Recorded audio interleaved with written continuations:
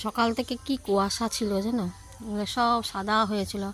এখন একটুখানি রোদ রোদ উঠেছে, হালকা হালকা হাওয়া দিচ্ছে, বেশ ভালো লাগছে।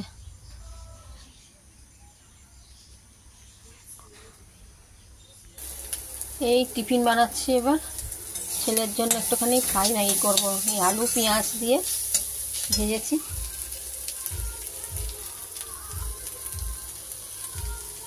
আলু পেঁয়াজ ডিম দিয়ে ভাজা করেছি।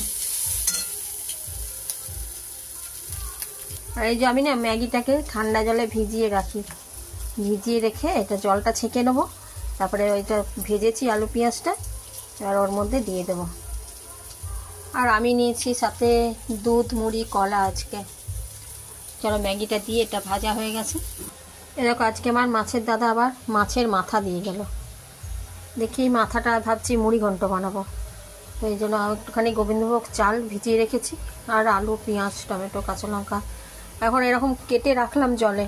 আগে টিফিনটা করে আমরা খাই, তারপরে ওগুলো কাটাকুটি করব, ঘর মুছবো, পুজো করব, তারপরে তো রান্নার ঘরে ঢুকবো আবার। আর আজকে না ভাত খাবো না, ভাত করবো না, হয়তো মুড়ি ঘন্ট একটু বানাবো, রুটি করব, এই আলুর দম করবো একটু কষা কষা করে। আলুগুলো ইন্ডাকশানে দিয়েছি, সেদ্ধ হোক ততক্ষণ। এই হয়ে গেল আমাদের ব্রেকফাস্ট। এটা ছেলের ম্যাগির উপর একটা ডিম পোচ, আর আমার এই দুধ, মুড়ি, কলা। চলো আগে টিফিন খাই, তারপরে ঘর মুছে পুজো করে আবার রান্নাঘরে আসবো।